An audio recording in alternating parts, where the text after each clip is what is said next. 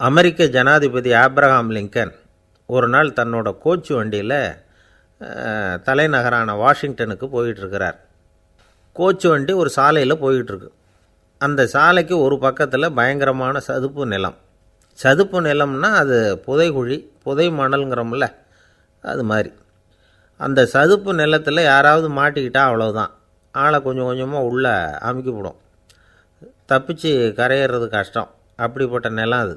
Abraham Lincoln ஏதோ ஒரு முக்கியமான அரசாங்க வேலையாக போயிட்டு திரும்பி வந்துக்கிட்டு இருக்கிறார். அதனால் அந்த சமயத்தில் அவர் விலை உசந்த ஆடைகளை அணிஞ்சிருக்கிறார். அப்படி அவர் அந்த கோச்சு வண்டியில் வந்துக்கிட்டு இருக்கிறாரு. அந்த சமயத்தில் ஒரு காட்சி அவர் கண்ணில் பட்டுட்டுது. என்ன தெரியுமா? ரோட்டுக்கு பக்கத்தில் இருந்த சதுப்பு நிலத்தில் ஒரு இளம் பன்றிக்குட்டி சிக்கிக்கிட்டு தவிச்சிக்கிட்டு இருக்குது. பரிதாபமாக கத்திக்கிட்டு இருக்குது. அதை பார்த்தார் லிங்கன். அவருக்கு என்ன மாதிரி ஆயிட்டுது. உடனே வண்டியை நிறுத்த சொன்னார். கீழே இறங்கினார். தன்னோட விலை உசந்த ஆடைகளை பற்றி லட்சியம் பண்ணவே இல்லை. தனக்கே ஆபத்து வரலாம்ங்கிறத பற்றியும் கவலைப்படலை. தான் ஒரு குடியரசுத் தலைவருங்கிறத பற்றியும் அவர் நினச்சி பார்க்கல. நேராக அந்த சதுப்பு நிலம் பக்கமாக போனார். அந்த சேத்துல இறங்கி பன்றிக்குட்டியை காப்பாற்றி கரைக்கு கொண்டுகிட்டு வந்து சேர்த்துட்டார். அதுக்கப்புறம் நிம்மதியாக கோச்சு வண்டியில் ஏறி வெள்ளை மாளிகைக்கு வந்து சேர்ந்தார். ட்ரெஸ்ஸு, உடம்பு பூரா சேறு சகதி. பார்க்குறவங்களுக்கெல்லாம் ஆச்சரியமாக போச்சு. அவங்களுக்கு ஒன்றும் புரியல. இவர் நேராக ட்ரெஸ்ஸு மாற்றிக்கிறதுக்காக போனார். கோச்சு வண்டி ஓட்டிகிட்டு வந்தவங்கிட்ட போய் எல்லோரும் கேட்டாங்க, என்ன ஆச்சு அப்படின்னு. அவர் வர்ற வழியில் நடந்த விவரத்தை சொன்னார். ஆப்ரஹாம் லிங்கனுடைய இந்த இறக்க குணத்தை எல்லாரும் பாராட்டினாங்களாம், புகழ்ந்தாங்களாம். ஆனால் இதுக்கு லிங்கன் என்ன பதில் சொன்னார் தெரியுமா? தயவு பண்ணி இந்த புகழ்ச்சியான பேச்சையெல்லாம் ஒதுக்குங்க, அதெல்லாம் வேணாம். அந்த சின்ன பிராணி சகதியில் மாட்டிக்கிட்டு துடிச்சிக்கிட்டு இருந்தது, அதை பார்த்தேன். உடனே என்னுடைய இதயத்தில் ஒரு முள் தைச்சது மாதிரி ஒரு உணர்வு. அந்த முள்ளை பிடுங்கி எறிஞ்சேன், அவ்வளவுதான். உண்மையில் அந்த பிராணிக்கு நான் உதவினேங்கிறத விட எனக்கு ஏற்பட்ட இன்னலை போக்கிக்கிட்டேன் அப்படிங்கிறது தான் உண்மை. அதுதான் பொருத்தம். அப்படி இருக்கிறப்போ இதில் புகழறதுக்கு என்ன இருக்குது அப்படின்னாராம் ஆப்ரஹாம் லிங்கன். எவ்வளவு யதார்த்தமான வார்த்தைகள் பாருங்கள். இந்த காலத்தில் நம்மளையும் பல பேர் அப்படி உண்டு. நீச்சல் தெரியாத ஒரு ஆள் தண்ணியில் இறங்கிட்டான். தண்ணி ஆழம்ங்கிறது அப்புறமா தான் தெரிஞ்சுது. தத்தளிக்க ஆரம்பிச்சிட்டான். வாழ்னு கத்துறான். கரையில் நின்றுக்கிட்டு இருந்த ஒருத்தர் இதை பார்த்தார். உடனே அவருக்கு இதயத்தில் முள் தைச்சது மாதிரி ஒரு உணர்வு. உடனே குபீர்னு தண்ணியில் பாய்ஞ்சார். அவரை காப்பாற்றி கரைக்கு கொண்டுட்டு வந்து சேர்த்தார். இதை பார்த்துக்கிட்டு இருந்த இன்னொருத்தர் காப்பாற்றின அந்த ஆளை பாராட்டி புகழ்ந்தார். என்ன புகழாதீங்க சார் அப்படின்னார் அவர். ஏன்னு கேட்டார் இவர். நான் அந்த ஆளை ஏன் காப்பாற்றினேன் தெரியுமா? அவன் நேற்றுக்கு என்கிட்ட 300 ரூபா கடன் வாங்கியிருக்கிறான். இவன் தண்ணியில் போட்டான்னா நான் கொடுத்த கடனும் தண்ணியில் போடும். அதனால தான் விழுந்து காப்பாற்றினேன் அப்படின்னா அந்த ஆள். சில பேரை இப்படி சொல்கிறது உண்டு. அடுத்தவங்களை அனுசரித்து நடந்துக்க தெரியல, அவன் என்ன சார் மனுஷன் அப்படிம்பாங்க. சக மனிதர்களோடு எப்படி பழகிறது அப்படின்னு தெரியாதனாலேயே பல பேர் இன்றைக்கி சங்கடப்பட்டுக்கிட்டு இருக்கிறாங்க. வசதி வாய்ப்பெல்லாம் சரியாக இருக்கும், ஆனால் வாழ்க்கை சரியாக இருக்காது. இன்னொருத்தர்கிட்ட எப்படி பேசுறது பழகிறதுங்கிறது தெரியாதனால தான் இந்த அவஸ்தை. சரி, இந்த அவஸ்தை இல்லாமல் வாழறது எப்படி? இதுக்கு அனுபவசாலிகள் சில வழிமுறைகளை சொல்கிறாங்க. அதெல்லாம் என்னென்னங்கிறத இப்போ தெரிஞ்சுக்குவோம். முதல்ல நம்ம நாக்கு நம்ம கண்ட்ரோலில் இருக்கணும். வார்த்தைகளை கொட்டிவிட்டு அதுக்கப்புறம் அள்ள முடியாமல் கடந்து கஷ்டப்படக்கூடாது. எப்படி பேசுகிறோங்கிறதும் முக்கியம். பேசுகிறப்ப எப்படி முகத்தை வச்சுருக்கிறோங்கிறதும் முக்கியம். அன்பாக பேசினாலும் நல்லாயிருக்கும். அப்படி பேசுகிறப்ப ஆதரவாக அவர் தோள் மேலே ஒரு கையை போட்டுக்கிட்டு பேசினா இன்னமும் நல்லாயிருக்கும். ரெண்டாவது விஷயம், இன்னொருத்தர்கிட்ட பேசுகிறப்போ வாக்குறுதிகளை அள்ளி வீசக்கூடாது. கொடுக்குற வாக்குறுதி குறைச்சலாக இருக்கணும். அப்படி கொடுத்த வாக்குறுதியை கண்டிப்பாக நிறைவேற்றணும். நாம் ஒருத்தரை பாராட்டுறோம் அல்லது அவரை பற்றி அபிப்பிராயம் சொல்கிறோம்னா அது ஆக்கப்பூர்வமாக இருக்கணும். நம்ம பாராட்டு அல்லது விமர்சனம் அடுத்தவருடைய முன்னேற்றத்துக்கு உதவுறது மாதிரி இருக்கணும். நாம் சொல்கிறத கேட்டுட்டு அவன் தலையில் கையை வச்சுட்டு உட்காந்துடக்கூடாது. எப்பவும் உற்சாகமாக இருக்கணும், முகம் மலர்ச்சியாக இருக்கணும். மனுஷன் இருந்தால் வருத்தம், கவலை, ஏமாற்றம் எல்லாம் இருக்க தான் செய்யும். அதெல்லாம் மனசில் இருக்கட்டும். அந்த வருத்தமும் கவலையும் ஏமாற்றமும் சேர்ந்துக்கிட்டு நம்ம முகத்தில் இருக்கிற மலர்ச்சியை மூடி மறைக்கிறதுக்கு நாம் இடம் கொடுத்துடக்கூடாது. எந்த விஷயத்தை பற்றி யாருக்கிட்ட பேசினாலும் வெளிப்படையாக பேசணும். திறந்த மனசோடு பேசணும். மூடி மறைச்சி முன்னு முழுங்கிக்கிட்டு இருக்கக்கூடாது. இன்னொருத்தர்கிட்ட பேசுகிறப்போ விவாதம் பண்ணுங்க, அது தப்பு இல்லை. ஆனால் வாதாடிக்கிட்டு இருக்கக்கூடாது. அதாவது என்ன சொல்கிறாங்கன்னா, டிஸ்கஸ் பண்ணலாம், ஆர்கியூ பண்ணக்கூடாதான். நம்மக்கிட்ட இருக்கிற நல்ல குணங்களை நாம் எடுத்து சொல்லிகிட்டு இருக்கக்கூடாது. அந்த நல்ல குணங்களே நம்மளை பற்றி எடுத்து சொல்லணும். அது மாதிரி நடந்துக்கணும். அதே மாதிரி அடுத்தவங்க கிட்ட உள்ள கெட்ட குணங்களை பற்றி அவசியம் இல்லாமல் நாம் பேச வேண்டியதில்லை.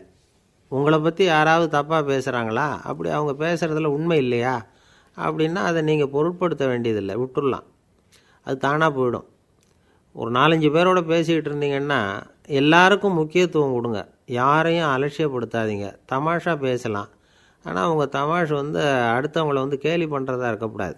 நமக்கு கிடைக்க வேண்டியது கிடைக்கலையே அப்படிங்கிற தவிப்பு நம்மக்கிட்ட இருக்கக்கூடாது. அது தேவையில்லை. உங்கள் செயல்பாடுகள் தெளிவாக இருக்கட்டும். பாராட்டு தானாக அவங்கள தேடிட்டு வரும். இன்னொரு மனுஷனுடைய மனசில் கௌரவமான ஒரு இடத்த பிடிக்கணும்னா நாம் இந்த குணத்தையெல்லாம் நம்மக்கிட்ட வளர்த்துக்கணும். இதெல்லாம் அனுபவசாலிகள் சொல்லியிருக்கிற குறிப்புகள். இந்த குறிப்புகளை சரியாக புரிஞ்சுக்கணும். அது முக்கியம். தப்பாக புரிஞ்சுக்கிட்டா என்ன ஆகும் தெரியுமா? இதை கேளுங்க. ஒருத்தர் வந்தார்.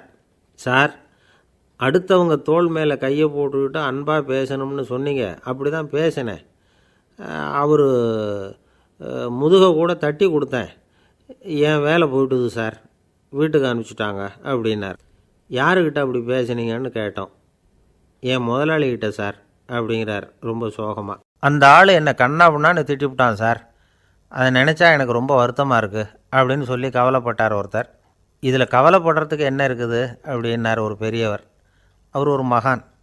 என்ன சார் இப்படி சொல்கிறீங்க? ஒருத்தர் நம்ம பார்த்து திட்டுனா வருத்தமாக இருக்காதா அப்படின்னார். அது எப்படி வருத்தமாக இருக்கும்? திட்டுறதுங்கிறது என்ன? அது வெறும் சத்தம் தானே அப்படின்னார் அந்த பெரியவர். நம்ம ஆளுக்கு தலையை பிச்சுக்கலாம் போல் இருந்தது. இருக்காது அப்படின்னா நமக்கே அப்படி தானே தோணுது. அந்த பெரியவர் சொல்கிறது ரொம்ப பெரிய விஷயம். அதை நாம் புரிஞ்சிக்க முயற்சி பண்ணலாம்னா நடைமுறை வாழ்க்கைக்கு அது ஒத்து வர்றது மாதிரி தெரிய மாட்டேங்குது. இருந்தாலும் அந்த பெரியவர் அதுக்கு என்ன தான் விளக்கம் கொடுக்குறாருன்னு பார்ப்போமே. ஒரு ரயில் போயிட்டுருக்கு. அதில் ஒரு சாது போயிட்டுருக்கார். அந்த ரயில் அவர் ஹரித்வாரம் போயிட்டுருக்கார். அவர் ரயிலில் ஏகப்பட்ட கூட்டம். நம்ம ஊர் ரயில் கேட்க வேணும். டிக்கெட் வாங்கிட்டு கொஞ்சம் பேர், வாங்காத கொஞ்சம் பேர். அது என்னத்துக்கு அனாவசியமாக டிக்கெட் அப்படிங்கிற நினப்பில் பாதி பேர். இந்த கூட்டத்துக்கு மத்தியில் அந்த சாதுவும் போயிட்டுருக்கிறார். உட்கார்றதுக்காக இருந்த இடத்துல ஒரு ஆள் படுத்துருக்கிறான். கொஞ்சம் முரட்டு ஆசாமி. அவன் கால் பக்கத்தில் கொஞ்சோண்டு இடம் பாக்கி இருந்தது. அந்த இடத்துல இந்த சாது உட்காந்துருந்தார். மெதுவாக உட்காந்துக்கிட்டார் போய். ஆனால் அந்த ஆள் ராத்திரி பூரா இவரை காலால் உதச்சிக்கிட்டே இருக்கிறான். அது இவருக்கு ரொம்ப அவமானமாக பட்டுது. அதனால் துக்கம் ஏற்பட்டுது.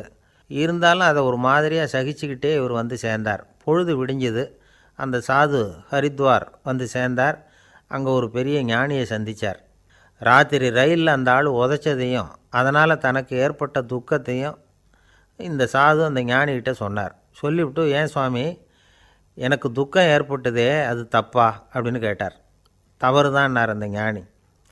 உனக்கு இன்னமும் தேக அபிமானம் போகலைங்கிறது தான் அது காட்டுது. அஷ்டாவக்கிரர் என்ன சொல்கிறார் தெரியுமா? உண்மையான ஞானி யாராவது தன்னை வந்தனை செய்தால் அதற்காக சந்தோஷப்பட மாட்டார். யாராவது நிந்தனை செய்தால் அதற்காக வருத்தப்பட மாட்டார் அப்படின்னு சொல்கிறார். நிந்தனைங்கிறது ஒரு ஒலி தான். தேகாபிமானம் இருக்கிற வரைக்கும் இந்த ஒலி நம்மளை வேதனைப்படுத்தும். நான் தேகம் இல்லை, ஆத்மா அப்படிங்கிற நினைவு இருந்தால் இந்த ஒலி நம்மளை பாதிக்காது. மனு என்ன சொல்கிறார் தெரியுமா? ஒரு சாதகன் பாராட்டுதலை விஷம்னு நினச்சி பயப்படணும், அவமானத்தை அமிர்தம்னு நினச்சி சந்தோஷப்படணுங்கிறார். அவமானப்பட்டால் கவலைப்படாமல் எப்படி இருக்க முடியும் அப்படின்னு தான் நமக்கு தோணும். அதனால தான் நம்மளில் யாரும் இதுக்கு உதாரணமாக யாரையும் காட்ட முடியல. புத்தரையும் கபீரையும் உதாரணமாக காட்டுறாங்க. அவங்களுக்கெல்லாம் அவமானம் ஏற்பட்டப்போ கவலையே படலையாம்.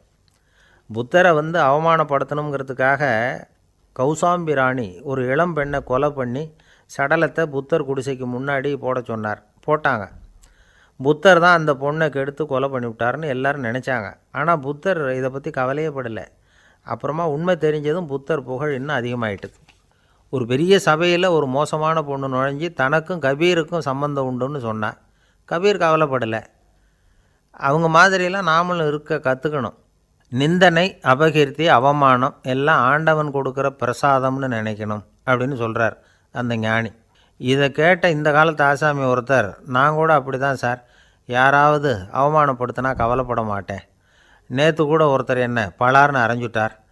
நான் கொஞ்சம் கூட கவலைப்படலை, பேசாமல் வந்துட்டேன்னார். ஏன் அப்படி வந்துட்டீங்க அப்படின்னேன். அவர் அரைஞ்சதுலேயும் ஒரு அர்த்தம் இருந்தது, அதனால தான் அப்படி வந்துட்டேன்னார். ஏன் அரைஞ்சாருன்னு கேட்டேன். 10 வருஷத்துக்கு முன்னாடி 15 ரூபா அவர்கிட்ட கடன் வாங்கினேன். அதை கேட்டு கேட்டு பார்த்துட்டு கடைசியாக தான் அரைஞ்சார் அப்படின்னார். ஆண்டவனுடைய பிரசாதம் இவருக்கு அடிக்கடி கிடைக்கும் போல இருக்குது. ஆசைப்படுறதுல தப்பு இல்லை, ஆனால் அந்த ஆசை தேவைக்கு தகுந்த மாதிரி இருக்கணும். தேவைக்கு மீறிய ஆசைகள் இருக்குது பாருங்கள், அது தேவையில்லை. இந்த கருத்தை வலியுறுத்தது மாதிரி ஒரு கதை உண்டு. தேவேந்திரனுக்கு திடீர்னு வீடு கட்டணும்னு ஒரு ஆசை வந்து தான். வீடுன்னா நாம் கட்டுற மாதிரி இல்லை. தேவேந்திரன் வீடுன்னா சும்மாவா, ஒரு பிரம்மாண்டமான அரண்மனை கட்டணும். அது மாதிரி இந்த 3 லோகத்துலேயும் ஒரு அரண்மனை கிடையாது அப்படின்னு எல்லாரும் சொல்லணும். இது அவனோட ஆசை. உடனே தேவ தச்சரான விஸ்வகர்மாவை கூப்பிட்டான், உத்தரவு போட்டான். விஸ்வகர்மா தன்னுடைய உதவியாளர்களை எல்லாம் கூப்பிட்டு ஒன்றா சேர்த்துக்கிட்டார். படாத பாடுபட்டு ஒரு பெரிய அரண்மனையை கட்டி முடித்தார். கட்டி முடிக்க 1000 வருஷம் ஆச்சு. தேவேந்திரன் வந்து பார்க்குறான். அவனுக்கு திருப்தி ஏற்படலை. என்னுடைய அந்தஸ்துக்கு இது ரொம்ப சாதாரணமான கட்டிடம், இதை விட இன்னும் பெருசாக கட்டு அப்படின்னா. தேவ தச்சர் திணறி போயிட்டார். அவரால் அதுக்கு மேலே எதுவும் செய்ய முடியல. என்ன பண்ணுறதுன்னு யோசனை பண்ணார். நேராக நாரதர் காலில் போய் விழுந்தார். நீங்கள் தான் என்னை இந்த பிரச்சனையிலேருந்து காப்பாற்றணும்னார். நாரதர் யோசனை பண்ணார். சரி கவலைப்படாதேன்னார். நேராக இந்திரன்கிட்ட போனார். இந்திரன் வந்து நாரதரை பார்த்த உடனே வாங்கன்னு கூட்டிகிட்டு போய் அரண்மனையை காட்டினான். இது மாதிரி ஒரு அரண்மனையை நீங்கள் வேறு எங்கேயாவது பார்த்துருக்குறீங்களா அப்படின்னு ரொம்ப பெருமையாக கேட்டான். நான் பார்த்ததில்லை, ஆனால் என்னை விட வயசில் மூத்தவர் மகரிஷி லோமேசர், அவர் ஒரு வேளை பார்த்துருக்கிறாரோ என்னமோ அப்படின்னார். உடனே அவரை மனசில் நினச்சி தியானம் பண்ணினார். அடுத்த கணம் லோமேசர் அங்கே வந்தார். இடையில் ஒரு சின்ன துண்டு, கையில் ஒரு கமண்டலம், தலையில் ஒரு பாய், அவ்வளவுதான் அவர்கிட்ட இருந்தது. எதுக்காக தலையில் எந்த பாய் அப்படின்னு கேட்டான் இந்திரன். என்ன மாதிரி அற்ப ஆயுள் உள்ள ஒரு ஜீவன் தனியாக வீடு கட்டிக்கிட்டு திண்டாடணுமா? இந்த பாய் தான் ஒரு வீடு மாதிரி எனக்கு நிழல் கொடுக்குது அப்படின்னார் அவர். என்னது, உங்களுக்கு வந்து அவ்வளவு கொஞ்சமான ஆயுளா அப்படின்னு ஆச்சரியத்தோடு கேட்டான் இந்திரன். ஆமாம், இதை பாரு, என்னுடைய மார்பில் ஒரு பொற்காசு அளவுக்கு ரோமம் உதிர்ந்துட்டுது. எப்போ என் உடம்புல உள்ள எல்லா ரோமமும் உதிர்ந்துருமோ அப்போ என்னுடைய ஆயுள் முடியும் அப்படின்னார். எப்போ அந்த ரோமங்கள் பூரா உதிரும்னு கேட்டான் இவன். ஒரு பிரம்மா மறைஞ்சதும் ஒரு ரோமம் உதிரும். என் உடம்புல உள்ள ரோமங்களின் எண்ணிக்கை எவ்வளவோ அவ்வளவு பிரம்மாக்கள் தோன்றி அவங்க ஆயுள் முடியும் பொழுது என் உடம்புல உள்ள ரோமங்கள் பூரா உதிரும் அப்படின்னார். அப்படின்னா ஒரு பிரம்மாவோட ஆயுள் எவ்வளவு காலம்னு கேட்டான். ஒரு பிரம்மாவுக்கு 100 தேவ வருஷம். ஒவ்வொரு தேவ வருஷத்துக்கும் 365 தேவ நாள். ஒவ்வொரு தேவ நாள்லேயும் ஒன்றை மாதிரி 14 இந்திரர்கள் தோன்றி மறைகிறாங்க அப்படின்னு மகரிஷி லோமேசர் சொல்கிறார். இதை கேட்டதும் இந்திரன் ஆடி போயிட்டான். அவ்வளவு ஆயுள் உள்ள இவரே அற்ப ஆயுள்னு சொல்கிறார். நான் என்னுடைய ஆயுளை பெருசாக நினச்சிக்கிட்டு பிரம்மாண்டமான அரண்மனை கட்டணும்னு ஆசைப்படுறேனே அப்படின்னு நினச்சான். எனக்கு வீடு கட்டின வரைக்கும் போதும்னு விட்டான். அதனால் நாமெல்லாம் நம்முடைய தேவைக்கு தகுந்த மாதிரி ஆசைப்படுறது தான் நியாயம். ஆனால் அப்படியே நடந்துக்கிறோம். மனுஷன் வந்து கடவுளையே ஏமாற்றி காசு வாங்கிறதுக்குள்ள ஆசைப்படுறான். ஒருத்தன் கடவுளை நினச்சி தவம் இருந்தான். கடவுள் நேரில் வந்தார். தேவலோகத்தில் ரூபாய்க்கெல்லாம் என்ன மதிப்புன்னு கேட்டான். அங்கெல்லாம் ரூபாய்ங்கிறது உங்கள் பணத்தில் 1 கோடி ரூபாய்க்கு சமம். அதாவது தேவலோகத்தில் 1 ரூபான்னா இங்கே 1 கோடி ரூபா. அது மாதிரி எங்களுக்கு ஒரு நாளுங்கிறது உங்கள் கணக்கில் 1 கோடி வருஷத்துக்கு சமம் அப்படின்னார் கடவுள். அப்படின்னா எனக்கு நீங்கள் அதிகமாக எதுவும் தர வேணாம், உங்கள் கணக்குப்படி ஒரே 1 ரூபா கொடுங்க, அது போதும்னா இவன் ரொம்ப சாமர்த்தியமாக.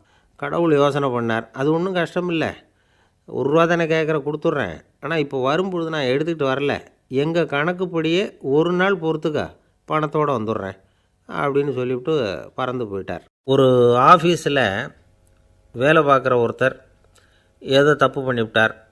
உடனே மேலதிகாரி அவரை கூப்பிட்டு அனுப்புனார். நீ செஞ்சது தப்புன்னார் கோபமாக. இது ஒரு ரகம். சில அதிகாரிகள் இப்படி நீங்கள் செஞ்சது தப்புன்னு சொல்கிறதில்ல, நீங்கள் செஞ்சது சரி அப்படின்னு சொல்கிறதில்ல. எப்படி சொல்லுவாங்கன்னா, நீங்கள் செஞ்சது வந்து சரியில்லைன்னு நான் நினைக்கிறேன் அப்படின்னு சொல்லுவாங்களாம். அதாவது சில பேர் வந்து நீங்கள் செஞ்சது தப்புங்கிறாங்க, அதையே மாற்றி சொல்கிறார் இவர், நீங்கள் செஞ்சது சரியில்லைன்னு நினைக்கிறேன். இது ரெண்டும் வந்து அர்த்தம் ஒன்று தான், இருந்தாலும் வார்த்தைகள் வித்தியாசம். நிர்வாக திறமை இல்லாத ஒரு அதிகாரி யூ ஆர் ராங் அப்படின்னு சொல்லுவாராம். நிர்வாக திறமை உள்ள அதிகாரியாக இருந்தால் அதையே கொஞ்சம் மாற்றி I think you are not correct அப்படிம்பாரான்.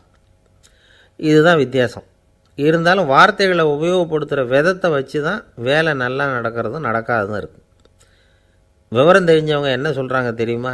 B a leader not a boss அப்படிங்கிறாங்க. ஒரு லீடராக இரு, பாஸாக இருக்காதே அப்படிங்கிறாங்க. சரி, அப்படின்னா லீடருக்கும் பாஸுக்கும் வித்தியாசம் உண்டா அப்படின்னு கேட்டால் இருக்குன்னு சொல்கிறாங்க. லீடருங்கிறவர் வேறு, பாஸுங்கிறவர் வேறு. ஒரு லீடர் எப்படி நடந்துக்குவார், ஒரு பாஸ் எப்படி நடந்துக்குவார், இதை முதல்ல நாம் தெரிஞ்சுக்கணும்.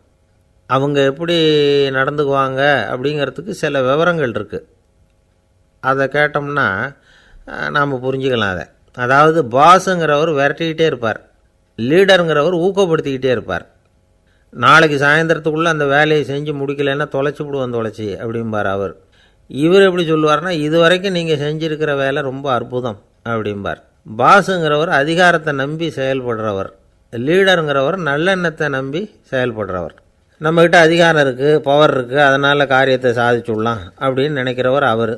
மற்றவங்கக்கிட்ட ஒரு நல்ல அபிப்பிராயத்தை சம்பாதிச்சுக்கிட்டு அது மூலமாக காரியங்களை சாதிக்கிறவர் இவர். பாஸுங்கிறவர் பயத்தை உண்டு பண்ணுவார், லீடருங்கிறவர் அன்பை பரவ செய்வார். அதை செய்யலைன்னா ஆடிட்டில் தகராறாயிடும், இது செய்யலைன்னா இன்க்ரிமெண்ட்டு கட் ஆகிடும், இப்படி ஏதாவது சொல்லி பயமுறுத்திக்கிட்டே இருப்பார் அவர். இவர் அப்படி இல்லை.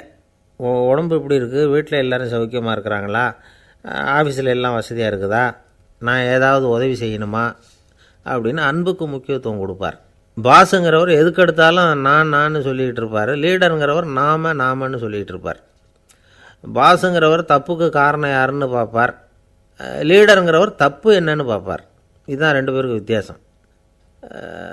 தி boss shows who is wrong, the leader shows what is wrong அப்படின்னு சொல்லுவாங்க.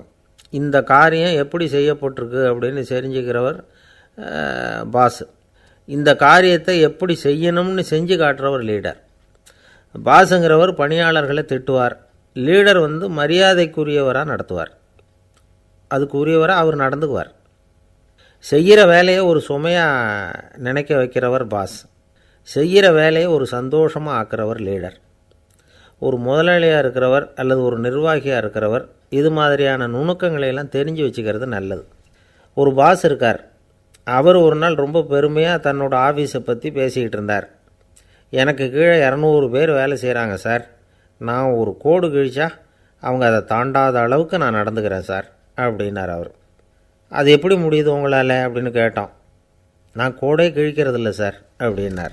ஊருக்கு வெளியில் அமைதியான ஒரு இடம், அங்கே ஒரு ஆசிரமம், அங்கே ஒரு சாமியார், அவர் தினமும் நல்ல போதனைகள்லாம் செய்வார். பல பேர் போய் அங்கேயே சில நாள் தங்கி இருந்து அவர் சொல்கிற அறிவுரைகளை எல்லாம் கேட்டுக்கிட்டு வர்றது வழக்கம். ஒரு தடவை அவரை பார்த்துட்டு போகிறதுக்காக 3 வெளியூர் தம்பதிகள் வந்தாங்களாம். அந்த மடத்திலேயே சாப்பிட்டுக்கிட்டு தங்கியிருந்து அவங்களுடைய போதனைகளை கேட்டுக்கிட்டு போகணுங்கிறது அவங்க நோக்கம். காலையில் குளிச்சுட்டு பூஜையில் உட்காந்தார் அந்த சுவாமி. இவங்களும் குளிச்சுட்டு அந்த பூஜையை பார்க்குறதுக்காக அவர் முன்னாடி உட்காந்தாங்க. பூஜை ஆரம்பமாச்சு. சம்பிரதாயப்படி அது ரொம்ப நேரம் நடந்துக்கிட்டே இருக்குது.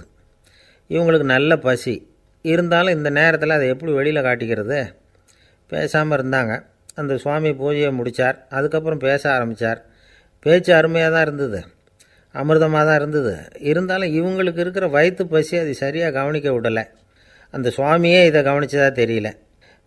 இவங்களுக்கு மனசுக்குள்ளே ஒரு எண்ணம், உள்ளே சாப்பாடு தயாராகிட்டு இருக்கும் போல இருக்குது, இந்த பேச்சு முடிஞ்சது நம்மளை உள்ளே அழைச்சிட்டு போய் சாப்பாடு போடுவாங்கன்னு நினைக்கிறோம் அப்படின்னு இவங்களாம் நினச்சிக்கிட்டாங்க.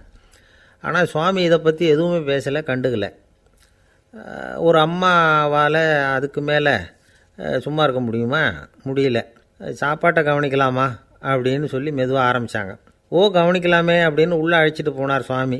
இவங்க ரொம்ப அவசரமாக எழுந்திரிச்சு உள்ளே ஓடினாங்க. அங்கே ஒரு மேஜை மேலே ஒரு கிண்ணம் மூடி இருந்தது. இதுதான் சாப்பாட்டு மேஜை போல் இருக்குது, இங்கே சாப்பாடு வந்துடும் அப்படின்னு நினச்சாங்க. உடனே போய் சுற்றி உட்காந்துக்கிட்டாங்க. சுவாமி அந்த கிண்ணத்தை எடுத்து அந்த அம்மா கிட்ட கொடுத்தார். அவங்க அதை வாங்கி மூடியை திறந்து பார்க்குறாங்க. உள்ளே ஒரு சாவி இருக்குது. சரிதான், இது சமையலறை சாவி போல் இருக்குது, அங்கே போய் அதை திறந்து சாப்பாட்டை நாமே எடுத்துக்கிட்டு வந்து இங்கே வச்சுக்கிட்டு சாப்பிட்ணும் போல் இருக்குது அப்படின்னு நினச்சாங்க. சாவி இருக்கு இல்லையா, வாங்க பூட்டு நிறையா காட்டுறேன் அப்படின்னு சுவாமி அவங்கள அழைச்சிட்டு போனார், காட்டினார். இவங்க அந்த அறையை ரொம்ப ஆவலோடு திறந்தாங்க. உள்ளே பார்த்தா அங்கே அரிசி, பருப்பு, விதவிதமான காய்கறி எல்லாம் இருக்குது. சமையலுக்கு வேண்டிய மிளகாய், எண்ணெய், பால், தயிர், நெய் இப்படி எல்லாமே இருக்குது. அடுப்பு, விறகு, நெருப்பு போட்டி அது கூட அங்கே இருக்குது.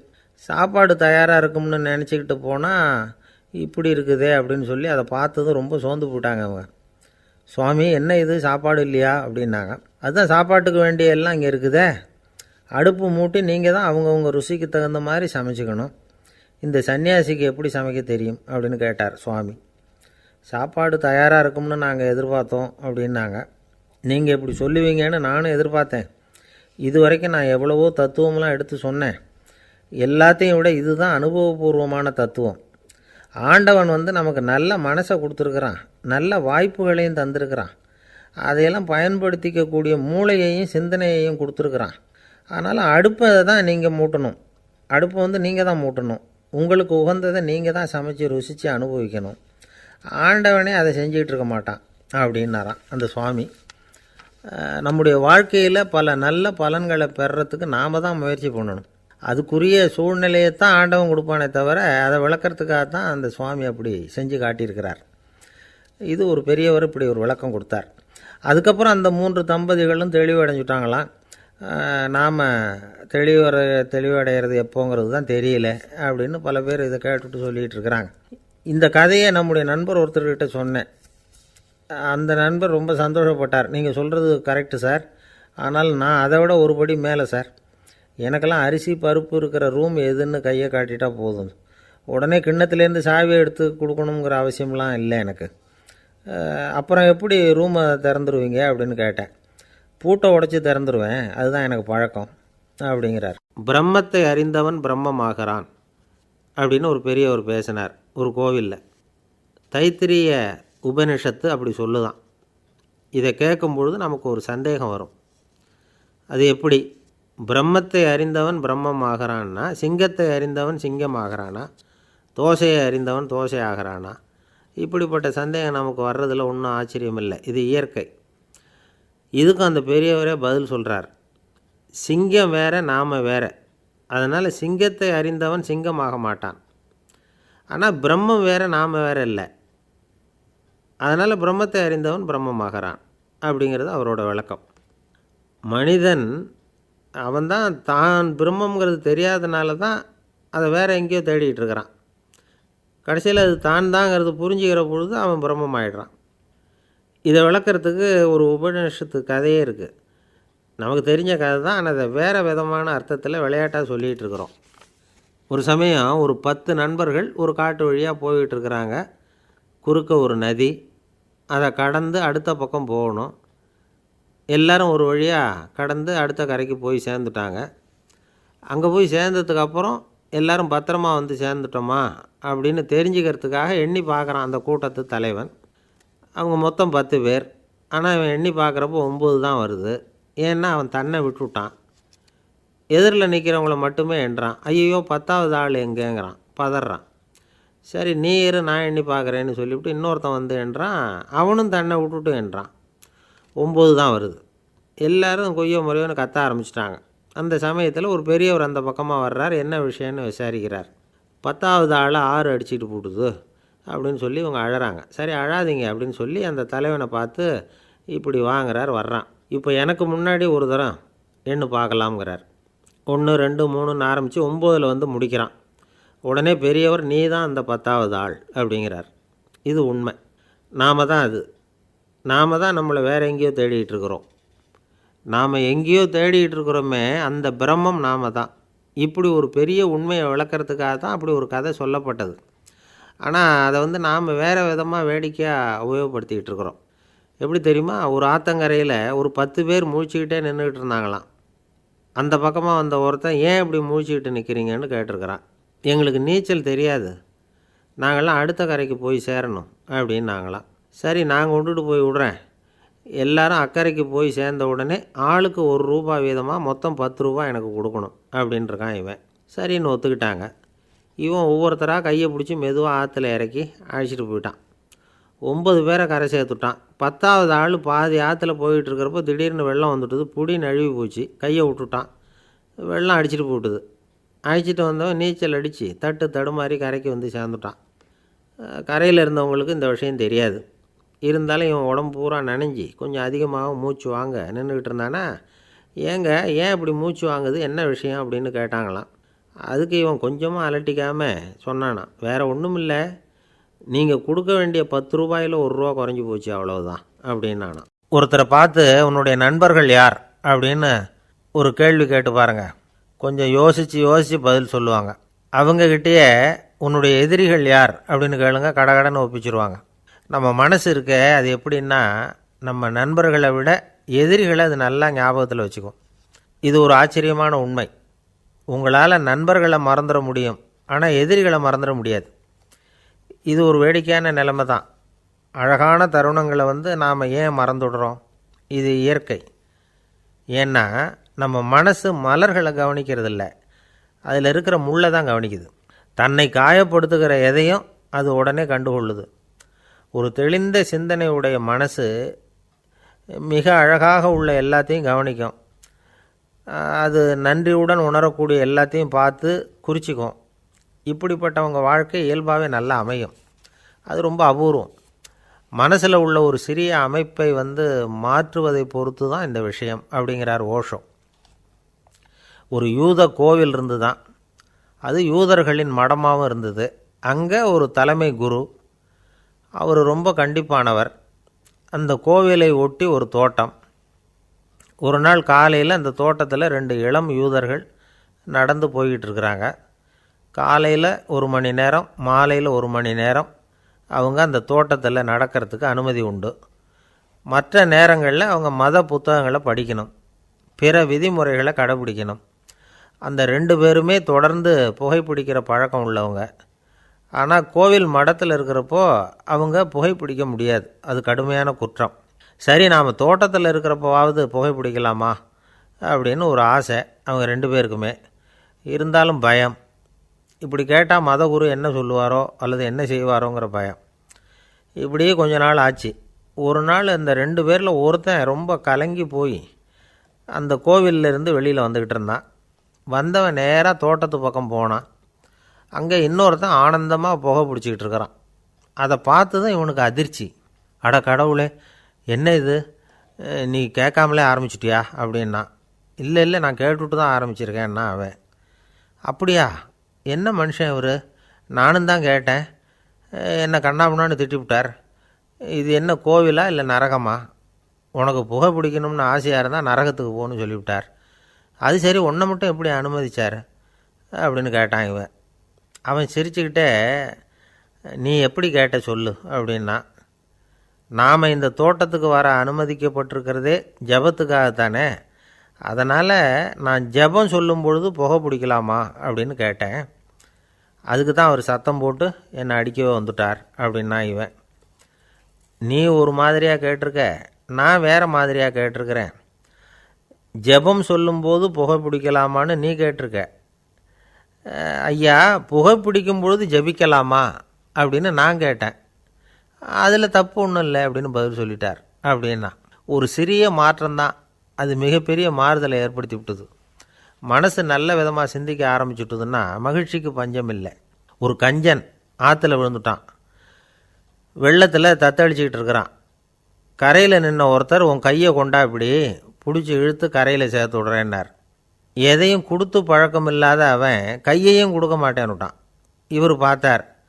உன் கையை கொடுன்னு சொல்கிறதுக்கு பதிலாக நான் என் கையை கொடுக்குறேன், பிடிச்சிக்கோ அப்படின்னார். அவன் கப்புன்னு பிடிச்சிக்கிட்டான், இழுத்து கரையில் போட்டார். இந்த உலகத்தில் எவ்வளவோ உயிரினங்கள் இருக்குது. ஒவ்வொன்றும் ஒவ்வொரு விதமாக சண்டை போடுது. இப்போ 2 மாடு சண்டை போட்டுக்குதுன்னு வச்சுக்கோங்க, என்ன பண்ணும்? 2 முட்டிக்கும். அதுக்கு சண்டை போடுறதுக்கு ஆயுதமாக உபயோகப்படுறது அதோட கொம்பு. 2 சேவல் சண்டை போட்டுக்குதுன்னு வச்சுக்கோங்க, அதுக்கு ஆயுதமாக உபயோகப்படுறது அதோட கால் நகம். காலால் தான் அது ஒன்றோட ஒன்று சண்டை போட்டுக்கும்.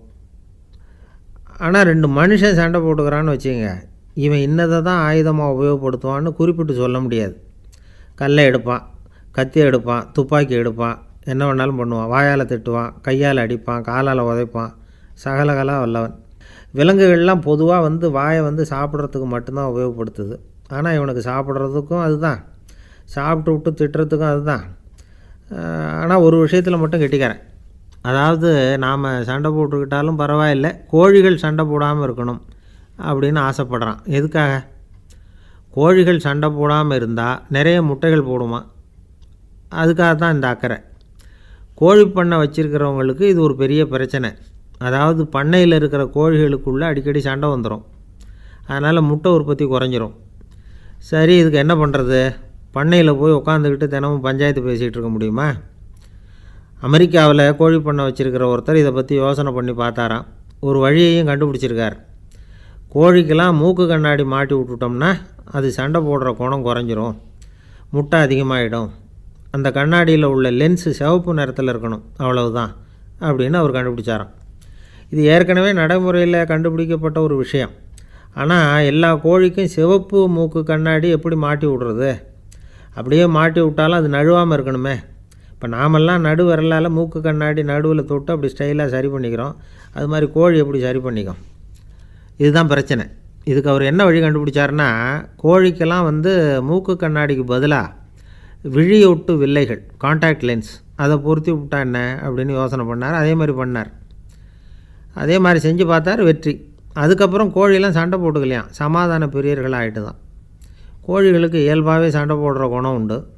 ஆனால் அதோட கண்ணுக்கு பார்க்குற பொருள்லாம் ரோஜா நிறத்துலையோ அல்லது இன்னும் சொல்லப்போனால் அழுத்தமான சிவப்பு நிறத்துலையோ தெரிஞ்சதுன்னா சண்டை போடுற குணம் குறைஞ்சிருதான். அந்த சமயத்தில் அது அதிகமாகவும் முட்டையிட ஆரம்பிச்சுடுதான். அதே நேரத்தில் இறை எடுக்கிறத கூட குறைச்சிக்குதான்.